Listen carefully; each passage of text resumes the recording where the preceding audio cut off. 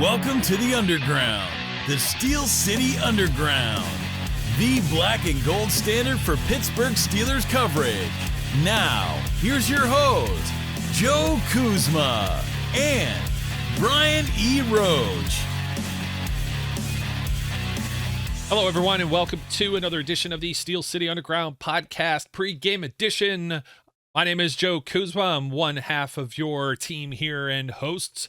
Joining me by my side, my colleague, cohort, good pal, and friend at one, Mr. Brian E. Roach. Brian is doing a little bit of excavation, renovation, moving some things around. I don't see Jerome Bettis with the over there. Jerome Bettis plowing over Brian Urlacher. We got a whole different view. You got empty boxes, you got shipments, you got playing Santa. What's going on, man?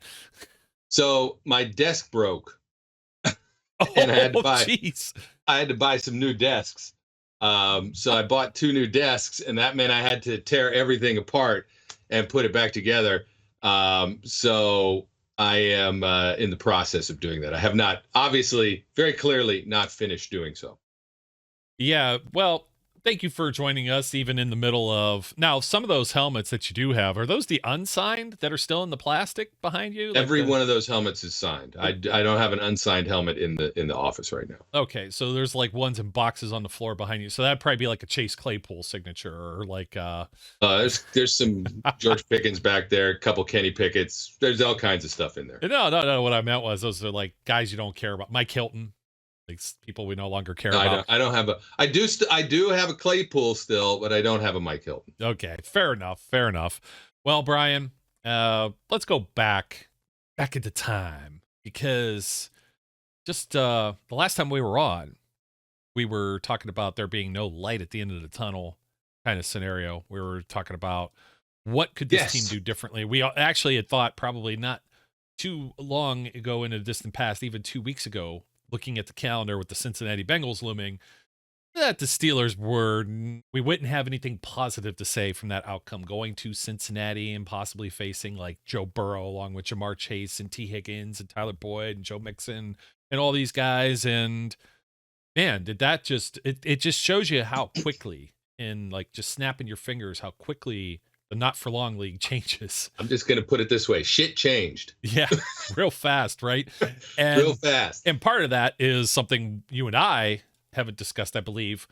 1v1 is the changes at offensive coordinator, my friend. Correct. No more Matt Canada, Eddie Faulkner, I guess, devising the game plan. And that makes a lot of sense since the Steelers only had success running the football and nowhere else.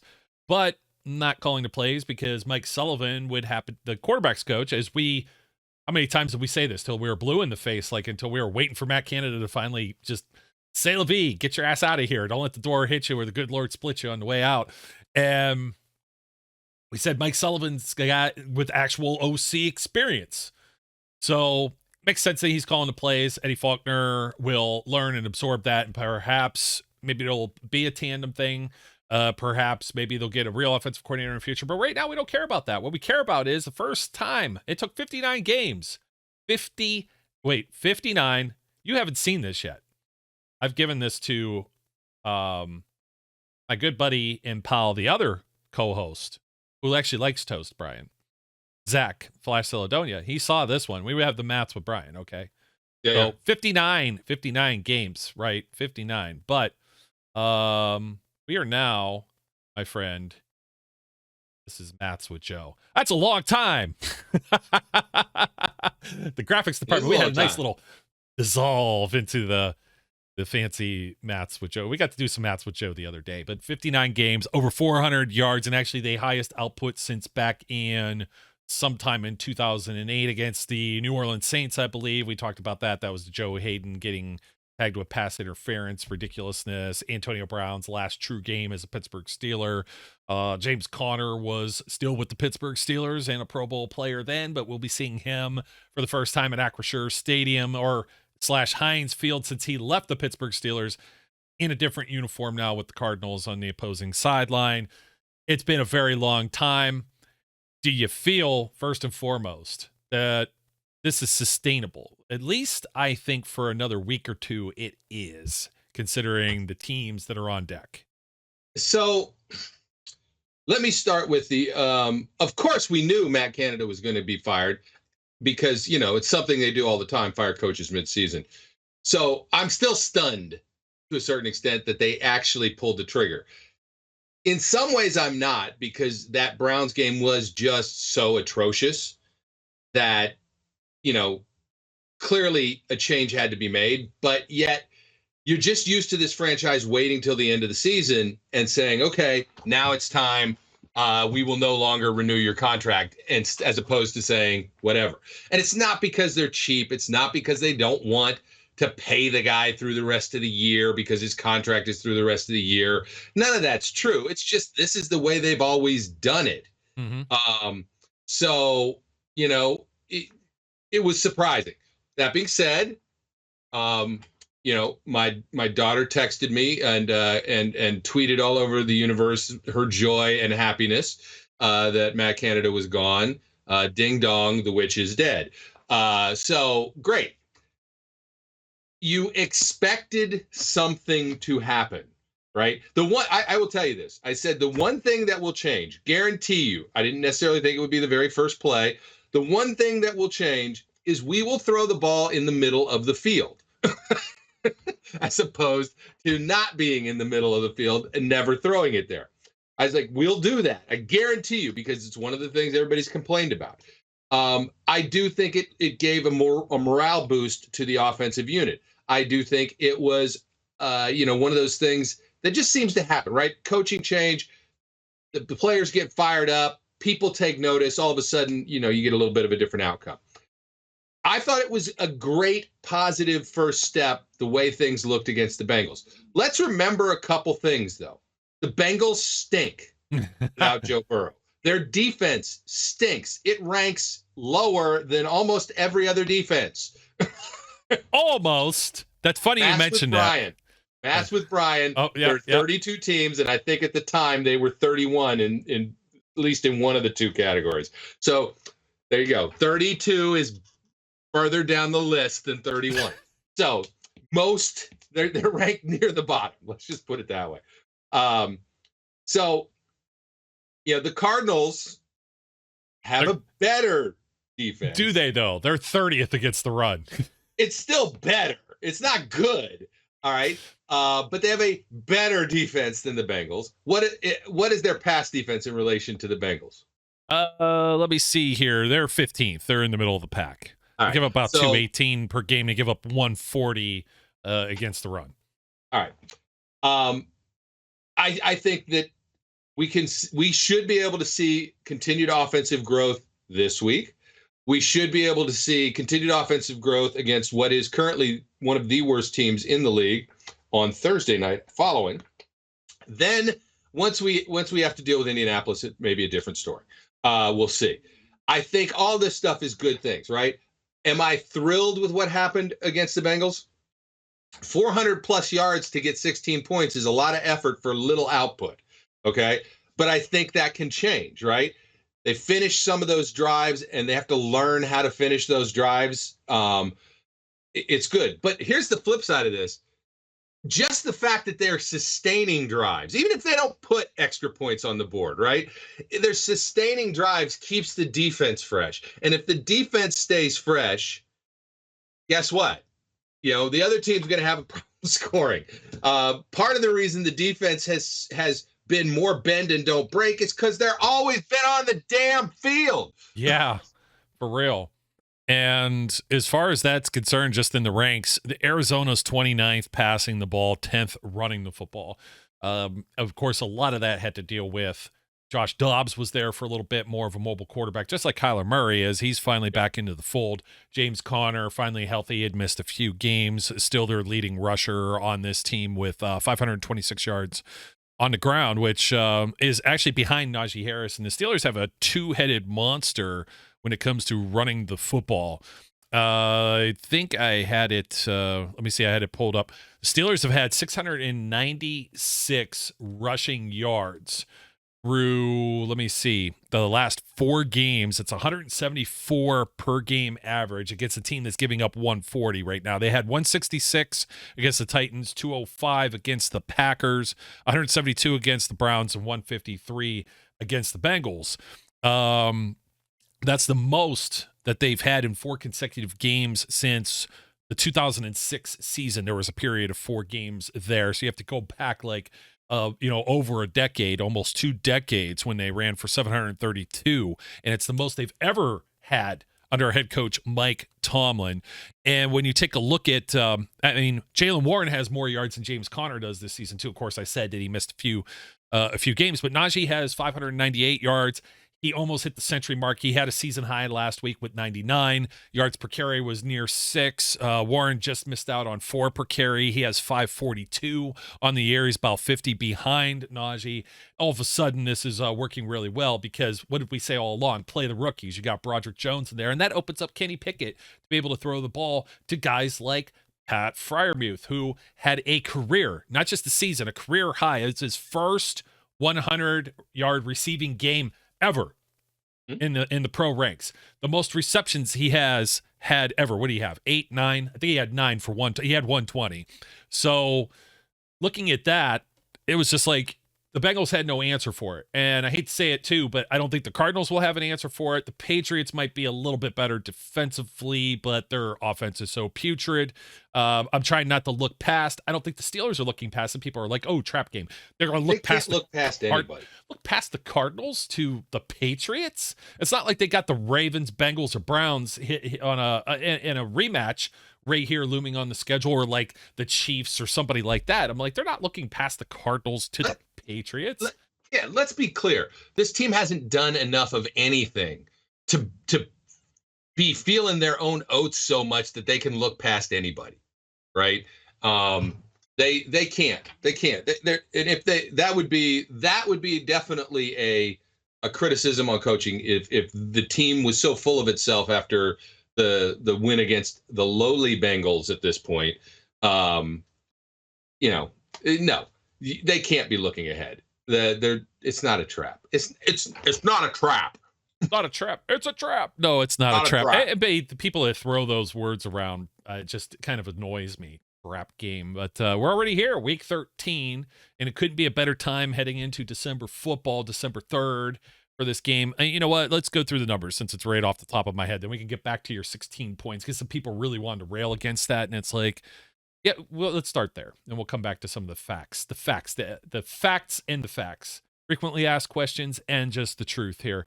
But they would have had a little more if the referees would have called a touchdown or if there was a challenge flag thrown. And I know you wanted to, you were pining, you said it on the X, that's Twitter, Brian. They changed the name of it in case you haven't been keeping track. I know. I'm not going to call it that. Yeah, it's nobody's calling it X. It's like, DMX, throw the X up, like whatever. But anyways, like, okay, if we have a touchdown, then Deontay's not standing around.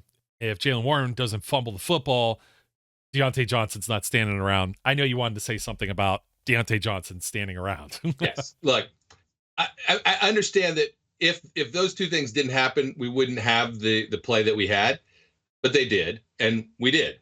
And it was a very, very bad look.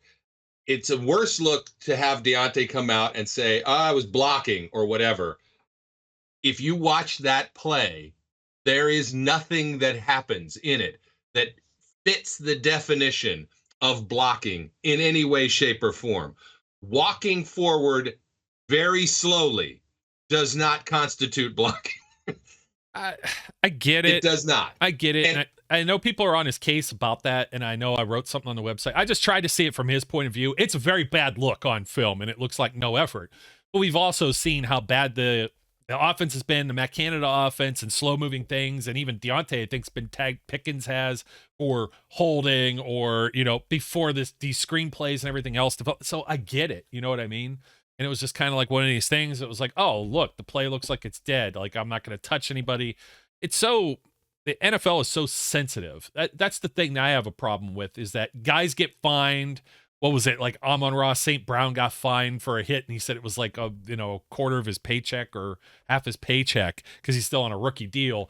And it just drives me crazy. Like, I'm sure there's going to be fines and stuff that we're going to see from the previous game that weren't even flags on the field. So, but yeah, the lack of effort looked like it, but we didn't see it. Nobody goes back and looks at the other, they ran like 60 some plays. They don't look at the rest of them and say, oh, well, he brushed it off. But in that moment, he's got to suck it up that he didn't get that touchdown and not sulk in his feelings that they're running the football. We see wide receivers do it all the time. He's far from the only one that I've seen, but it's still a very bad look.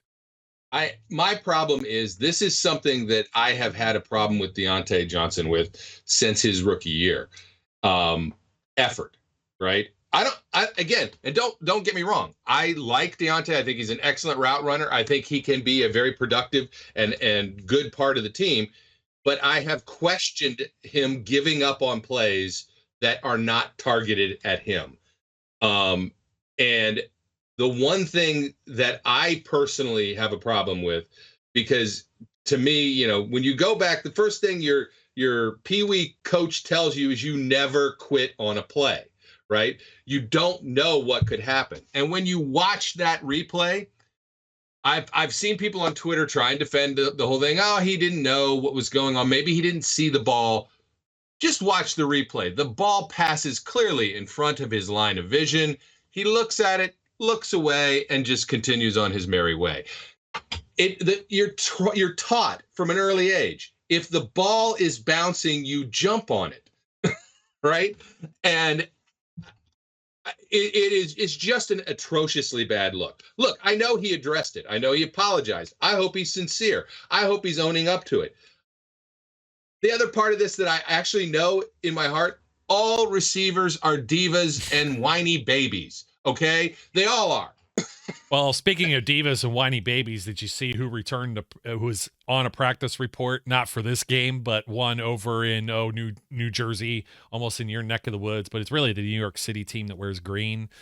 Aaron Rodgers is like ramping back up his 21-day window, and that's one of those things where it's like the luck of the draw of the schedule. Sometimes I'm kind of like, I wish they would have played this team earlier in the year so you don't have to face so-and-so. Or I wish they would have played this team now so they don't face so-and-so later that's coming back from whatever injury. And that's kind of where you're at with the Cardinals, because they went from Josh Dobbs to Clayton Tune, and now Kyler Murray's back. And Kyler Murray's been okay, but this team is 0-6 on the road this year. They are clearly in some form of tank mode. I could see it being maybe semi-competitive. This is a West Coast team coming from a dome stadium, coming to a cold weather area that might be in the 50s, might be mild, and might be a little chill on Sunday, but they're playing at 1 o'clock. They're playing 1 o'clock too, and they've got a couple of things that are just up that they're up against.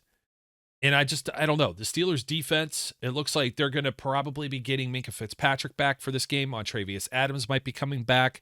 That's going to be a boost for the secondary. Again, play the rookies, Keanu Benton, Joey Porter Jr. All these guys are playing like dudes right now. And I don't see a path for success for the Cardinals unless the Steelers just monumentally shoot themselves in the foot. Before, you would have been like, okay, 16 points. That's still doable with the way the Steelers defense plays, especially when they're getting reinforcements. The offense could probably put up more than 16 points. They might be able to do it in a half. We saw that nearly happen. We saw some signs of it. And by all means, they should be an 8-win team. They should have also beaten Cleveland. But this Cardinals defense is not like the Cleveland Browns defense. They're not. The Bengals, they stink, but I don't even see that much of a fight. Like who's the person to be afraid of other than James Conner and maybe Murray using his feet a little bit on the Cardinals offense? I don't really see it. I don't see anybody to be afraid of. Hollywood Brown? If the trend continues and Minkah is back, right? I know we haven't touched on that, although you hinted at it. If that trend continues and Minkah participates fully and is actually back for this game, I am less concerned about anybody in the secondary. Okay, meaning I'm less concerned that Hollywood Brown's going to kill us or any of these people. If we the defensive backs have tried to step up, right? But at some point, it's problematic. Here's the thing that we've never had in the past, or in the recent past, that we've got right now. We got Joey Porter Jr., right? So, you don't have Jamar Chase killing us, even with a backup quarterback in there. Why? Because Joey Porter Jr. is developing into a true number one lockdown corner. Yes, he's going to give you ticky-tack penalties at times. He's going to be handsy. He's going to get some interference penalties as he grows and learns, but he's good, right? He's good. And with that, it makes up for a lot, right? Because now your secondary receivers, if he's following the number one all over the place, the secondary receivers are the guys that have to beat you.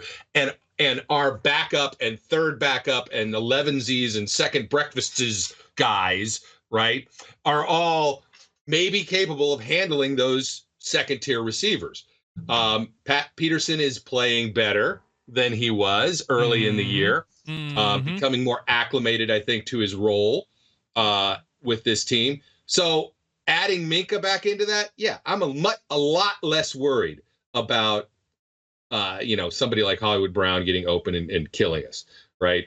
Now that I've said it, of course, that's what will happen. But well, that's if he plays. I was going to jump to the injury report because as soon as I said his name, I'm like, yeah, there's probably some things going on there, perhaps. So, let me hold on. I'm trying to see if there's a more recent injury report that may have dropped. Nothing new for the Cardinals on their end. So Steelers actually have an up-to-date report on their site. Let's see. Of course, I scrolled past it. There's a lot of guys with days of rest for the Steelers didn't practice on Wednesday. Allen Robinson, Patrick Peterson, Isaac Sumalo, and Cam Hayward. And let's see. Kenny Pickett was a full participant even with the reported ankle. Let's see. Calvin Austin was a DNP with an ankle as well. Minka returned to practice. Montrevious Adams returns to practice. A lot of DNPs at the top of the Cardinals. Depth chart here, of course, Zach Ertz just asked for his release and is going bye-bye. His replacement, basically Trey McBride, not practicing with a groin injury on Wednesday. You've got Hollywood Brown also with a heel. You've got a couple of players throughout the secondary, Antonio Hamilton, Jalen Thompson, Michael Wilson, wide receiver. He's out as well.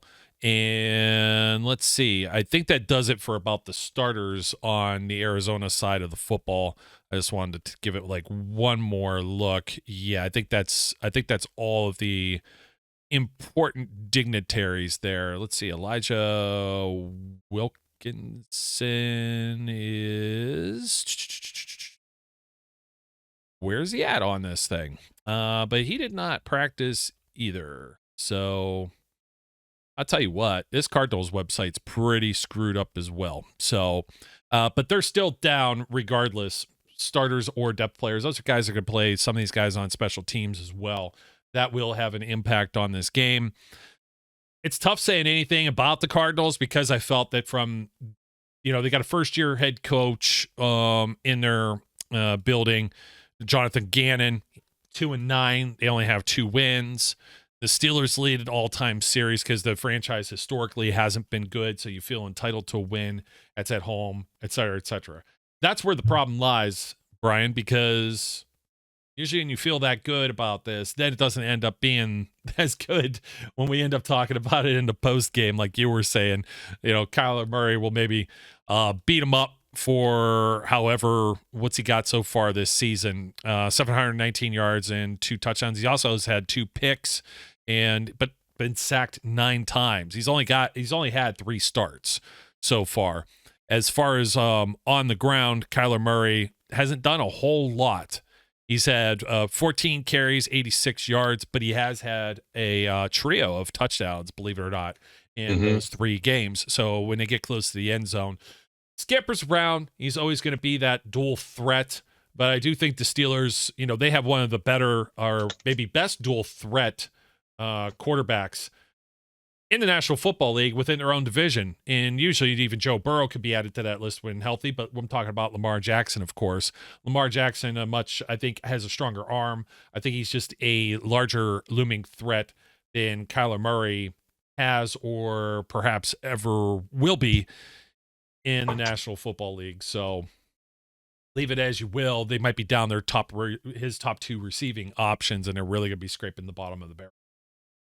Like it is a classic game set up for us to be able to win. And so it's, it's a game that I expect them to win. I quite frankly, I expect them to win the next 3 games, but this one of the 3 is the one that I think it would be more unconscionable for them to lose, right? You can make excuses for a Thursday night game after a Sunday game because of the short week. You can make excuses that Bill Belichick is Bill Belichick. You could make excuses that the Colts are better and it's a road game better than anticipated. But they should win the next 3 games, and it should start this week. I am convinced that the defense is simply going to get better as the season goes on. I don't see how they can't be. Somebody had stated that they, really haven't had a whole game where you've had TJ, Cam, and Minka actually play together thus far this season.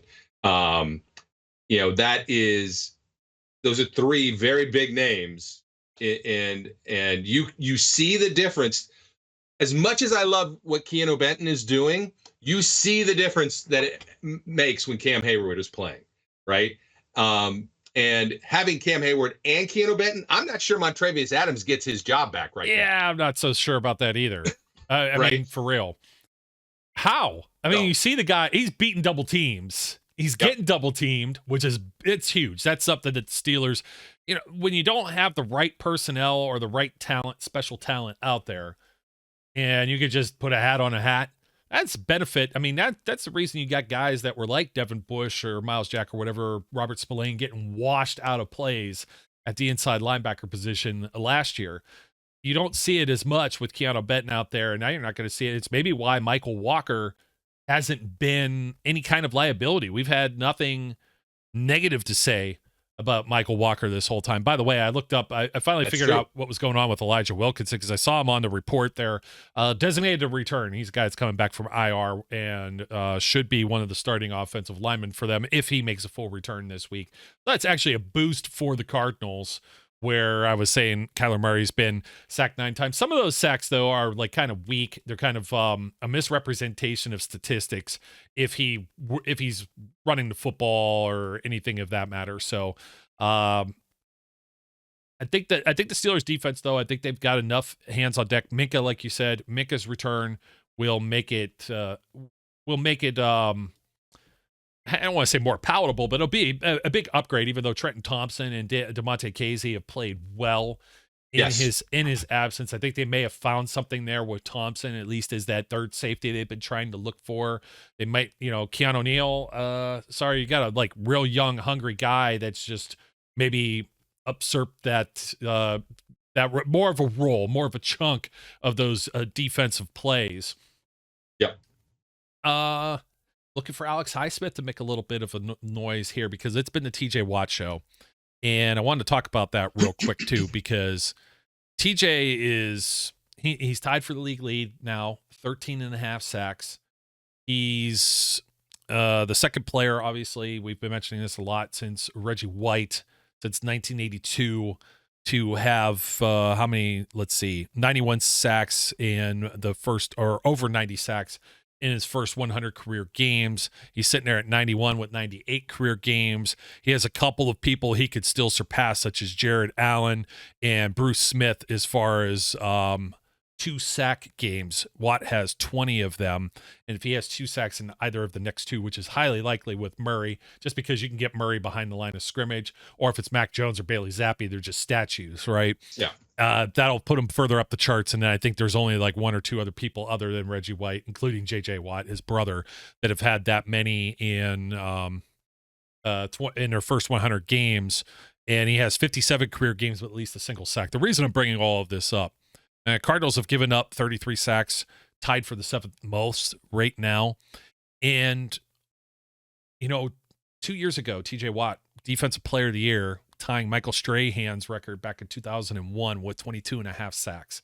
And there was a point during that season that we felt, I don't know, that might be a little out of reach. There's 6 games. He's got to, here we go. We got to cue it up. Which one are we doing? Are we going to do, Brian, you going to do the maths, or is it going to be me? I'll do maths. I haven't done any maths yet. Well, I guess I did do some, but the 22.5, and he has 13.5. How many sacks? 9. That is 9, my friend. Ding, ding, ding, ding, ding, ding, ding. 9 sacks in the last 6 games. That's very doable.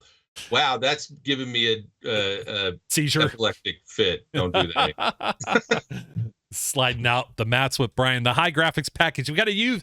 There's been money invested into this. We got to get our use. We got to squeeze out of it. So, wait. There's been no money invested in that. There was actually very little effort. It was pretty much just a smidge of more than what Deontay Johnson gave in that play. The effort put into making those graphics. Come on, I mean, but yeah, you mean to tell me there was no effort put into the Maths with Joe graphic? Like, all right. So you put in a little effort in Maths with Joe. There's no efforts in the Maths with Brian graphic. Oh, man. Well, we mentioned James Conner's return to Steelers. They have the advantage. The last time they played at home, this game was Michael Vick getting hurt and Landry Jones playing. When the last time they faced the Cardinals at home. Also, the Steelers, just a little bit of a note, since week 10 of 2022. Yeah, we're cherry picking weeks and statistics, but this is the company that they keep. Okay, they're 14-6. They're at 700 win percentage. San Francisco 17-3, Kansas City 16-4, Philadelphia 16-4, Detroit 15-5, and Jacksonville. That's why I said it ahead. 14-5. Those are the only teams with better records since this point last year. Kind of like around the turning point that the Steelers started to turn that season around. Now they're starting to turn this one around. And to be in that conversation, a 700 win percentage. I know there's some 850s there. You've got teams that are, just represented in the Super Bowl or in the conference championships among those that were mentioned in that. But they did all this with Matt Canada. So you're wondering, 6 games to go. You've got 2 guys that are about 550 and almost 600 yards rushing. The Steelers, I don't know if this has happened, or the last time it may have happened if it did. 2 1,000-yard runners in that backfield. Rocky and Franco. Wow. That's going way, way back. That's the way back right there, Brian. So yep. That's something else to look for in this game. But for the most part, do I expect it to be dominant? It's the NFL.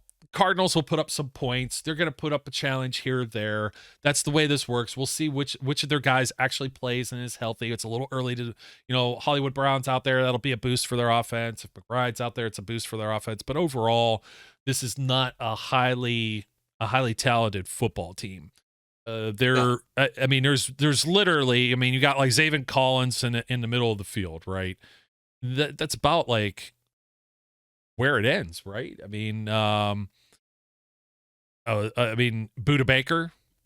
Come on. This is a team that we didn't think was don't want to disrespect Buda this year. I know. I don't want to disrespect Buda Baker, but, he'd missed some time in the middle of the season and came back. And there's been like, outside of being a tackling machine, he's a guy that I absolutely think is a top flight NFL player. But the rest of this, there's no names that really, really stand out when it comes to this at all. So yeah. When it comes to the Cardinals defense, we were never afraid of this game at all. I'm not afraid of this game right now. I would love to have a laugher, right? How many years has it been since we had a game where we weren't stressing late in the fourth quarter? I don't know that I can remember. It's been a long time. I would love a breezy game where we can just casually enjoy the game, sipping our drinks and going, quite nice. Thank you very much. Yes, we'll take that victory and see you next week. Very good. I don't think that's ever happening anymore, ever again. Yep. Yep. Well, and for some people, just so you know, they finally set little breaking news. They finally set the Indianapolis Colts date and time for that game. That would be in 2 weeks. You can't flex a game. It has to be done 2 weeks ahead of time. This wasn't a flex. This was a TBD, much like the Baltimore Ravens at the end. Saturday, 4:30 NFL Network. Saturday, December 16th, Brian, at Indianapolis. All right. So if I want to go to Indianapolis, I have to now go on a Saturday. Yeah. Which is actually better. Overall, this is better because if I go, then, I can come back on Sunday and it's just the weekend and my wife won't be mad because she won't have to take Uber to work any days. Yeah, there you go. Come hook up with me. I'm 2 hours from Indy. We'll go hang out. So just won't be going to Indy a week earlier, unfortunately. Oh, see up north. Anyways. I'm not talking about that. I don't understand what you're talking about. Yeah, I don't know what you mean anymore. But the college football season's been over for like a week or so. So yeah, it's over. It's all done. I don't understand. Far distant memory. Yeah, we don't pay attention to any of that stuff. I think we've covered all the bases, my friend. I hate to sound confident in these type of games. Well, let's face it. It's a Cardinals team that I don't think they have a whole lot to play for. Sometimes that could be the risky thing too, is that the team doesn't have anything to lose. But from the little bit that I've seen when they're playing some of the same division opponents and stuff like that, it's just a very, very weak team that has a lot of holes and it needs a lot of help throughout this season. And I think they're trying to play perhaps to you got a new coach in there. You got all new people in there. They might not even want Kyler Murray back in another year. And no, we do not want him in a Pittsburgh Steelers jersey. Stop it. Stop it. Same thing. You didn't see this. He's like 4 feet tall. He's Kevin Hart playing football. I know. I'm trying not to say that because Pat Pete was already running his mouth. Patrick Peterson was already running his mouth about the midget guy you were just talking about. Now I got to call him a midget too. Oh, Kevin Hart? No, not Kevin Hart. I'm talking about Kyler Murray. I miss seeing Kevin Hart. He came to town, and I think I was out with the Steelers game. I was trying to find the tweet. So you know what I'm referencing. Oh, I've always got to always helpful. Good to know what you're referencing. Yeah, what I'm referencing. Signing in. Hold on. Got it. Because it's your hot air balloon. One of the ones that we like to listen to. Who's saying stuff like this? Andrew Filipponi. I still like Kenny Pickett. God. However, I agree with the highly intelligent Dan Orlovsky, who's been made to look like this is the guy that stepped out of the back of the end zone, by the way. Highly intelligent. When Justin Fields becomes available, the Steelers should inquire. He has great physical gifts. I will not ignore that. He's been put in a very, very bad situation. Fields could be great. Hey, who else do we know that was a first-round quarterback that we believe might be talented, that unlike Justin Fields does not turn over the football, that was in a very, very, very bad offensive situation? Gee, I don't know. Let me look around the room here. Oh, Kenny Pickett. Hello, ding dong. He's got the longest streak right now with quarterbacks, going back to Aaron Rodgers' previous streak before, since 2018, 7 games without a turnover, broke the streak, 205 passes, somewhere in that neighborhood, of Ben Roethlisberger's previous franchise record for pass attempts without an interception thrown. I think that could continue. Obviously, that might not, because he's being a lot more aggressive with the football than he had been prior. So he's going to take a few more chances. He's going to take some shots down the middle of the field, and there may be some more opportunities for something to be tipped, for something to bounce a certain way, or for Kenny maybe against a better defense to perhaps just misread the room and somebody jumps a route or something of that nature. Maybe you have Deontay give up on it. Brian, that's it, man. I'm out. I got nothing else to say about the Cardinals. Ended that. Maybe have Deontay give up on it. You know what?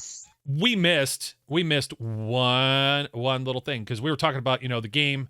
I have something else to talk about too, but I'll wait till your one little thing. Okay, Sunday 1:00. This is a CBS game, the light blue. It's pretty much only Ohio, West Virginia, Pennsylvania, a little bit of portions of Virginia. The DC Baltimore area gets a different game. I believe that's the Ravens game. And then, or the Ravens may even be on a bye this week, I think. I believe that they are. This is their bye. Yeah. And then Arizona. So if you can't see the graphic there on the video version of the podcast, go to 506sports.com. That's courtesy of where that image is from. The referee for this game is Land Clark. And the other ceremonials here, no Ian Eagle and Charles Davis. CBS has sent a different crew. It's Kevin Harlan and Trent Green. Don't like those guys. I don't like Trent Green at all. No, Trent Green's awful.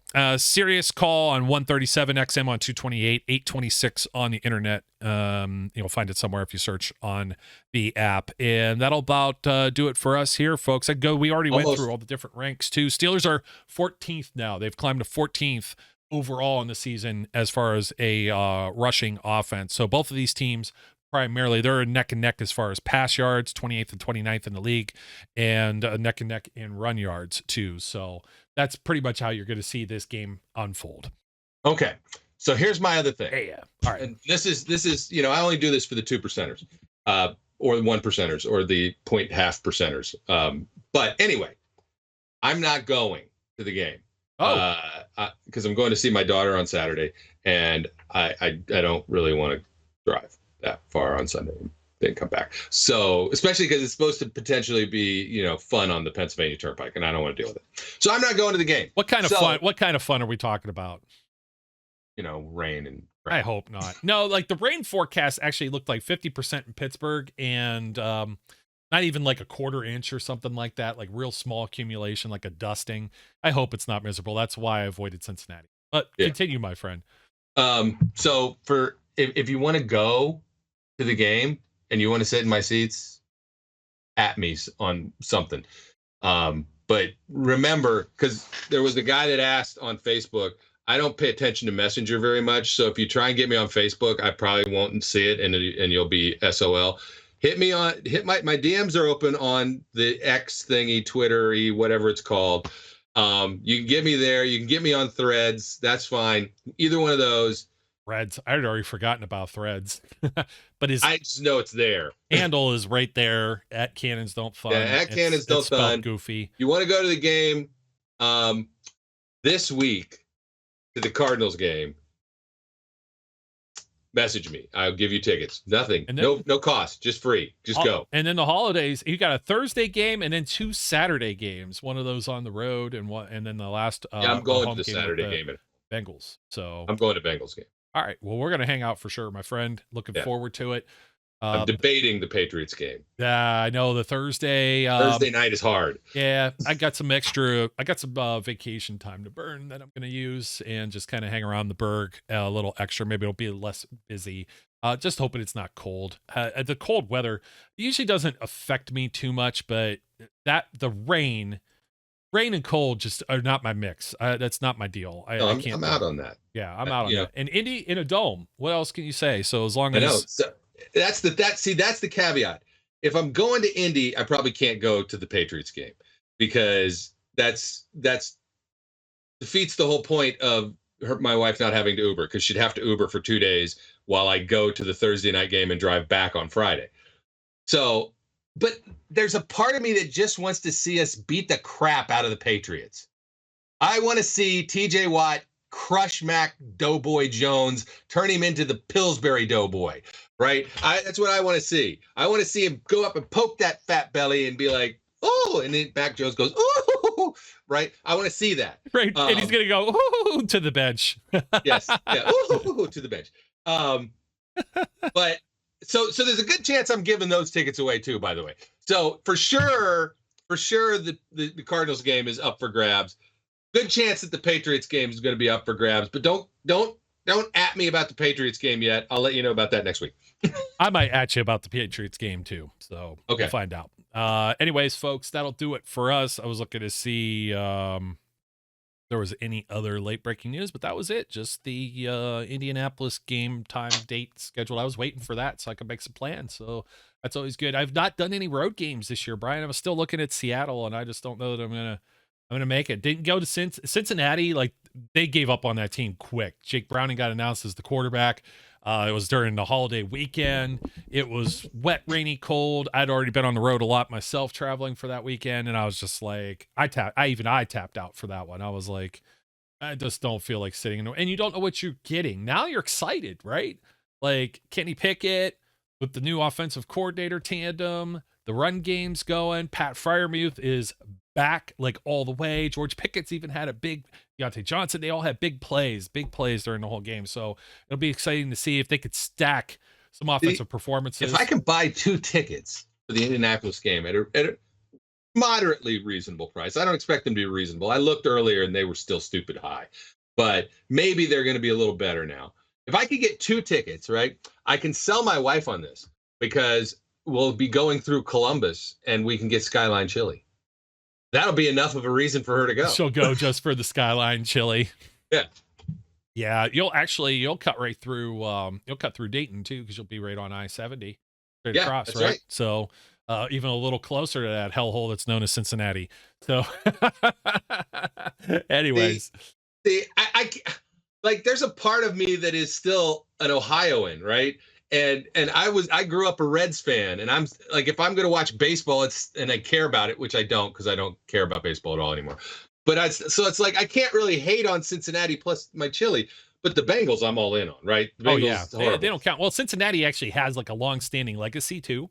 They're a very old franchise, like, you know, what, the first professional baseball club, perhaps. As the Red, were they a Red Stockings of some Red sort Stockings, too? Cincinnati Redlegs. I should know this. I've actually been to the Reds Museum twice, and if you are baseball people and you've not been to the Great American Ballpark, it is also a very beautiful ballpark. I would put it right up there with PNC, and their museum is second to none, not just for the team history, but it is literally baseball history. It's very cool. I'm not the big baseball fan myself, but I like going to ballparks. I like the history of the sport. I follow a lot of those type of things, but I don't get into it anywhere near as I do with football. So there was a point in time, at this point, it's probably 15, 18 years ago, where I didn't work remotely the way I do now, right? And I didn't have an office at home that was just all Pittsburgh. I had an office at work. Guess what? It was half Steelers, half Reds. No way. I would have never guessed that. And being where I grew up, born and raised in Youngstown, Ohio, my uncle kind of had me on both the Indians, now Guardians, and the Pirates. And they play in different leagues, so it didn't really matter to follow because they didn't have interleague play back then. They never faced each other. There was no conflict. So I'd go to Three Rivers, and then I would go up to Municipal Stadium. I'd do both. And then it was Jacobs, now Progressive Field, of course, and I've been to PNC. So like following both of them is kind of like what probably screwed me up with baseball to begin with, having more than like just one team. So, and baseball just got boring. And I will admit, the new rules that they put in this year, I don't know how this became a baseball show. It's probably my fault. Yeah, anyway, it's always your fault. We always get sidetracked because of you. The new rules actually did help the game.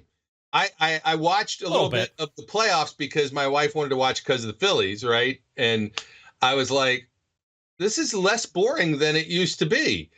I still don't care because let me just tell you this thing. Look, everybody's talking about Bryce Harper. Bryce Harper, he's the greatest guy. I've not seen Bryce Harper get a damn hit. If I've watched a game with the Phillies, he either strikes out, pops out, or fouls out or something. He sucks. Like, that's the only reference I have. He stinks. If I don't watch, he hits home runs. Spoken like a true Philly fan. I said, somebody had mentioned something along one of these sports things, and they were like, you know, what cities have the most miserable fan bases? I said Philly. I'm like, Philly, sure. Philly doesn't even like Philly. They don't even like themselves. Like, Philadelphia is 100% for sure. You know, the Eagles are 10-1, and everybody's still complaining. I know, right? Well, they'll complain about the Steelers. They'll always find a way. This is one of the few weeks where we haven't heard all the venom, but there's still people out there that say, Kenny Pickett isn't for real, blah, blah, blah. Hey, now we get to actually like gauge. And we should find out now. Yeah. And if he plays the way he just did, and that's a consistent bar for him, look out. I'm good with that. Look out. That's all I'm going to say. Folks, that'll do it for us. Don't forget to like, comment, and subscribe. My name's Joe, and his name is Brian E. Roach. Don't forget to tweet or X or post or thread or whatever they do to you for Brian's little offer there. If the 2%ers didn't hear that, then truly you aren't a 2%er then. We might be trailed off into the half percenters. So until next time, we encourage everyone out there to... percenters. Who, what? .05 percenters. High percenters. Until next time. We encourage everyone out there to be safe, be good, and we'll catch you later. We would like to thank you for listening and remind our listeners to follow us on social media and our website, www.steelcityunderground.com.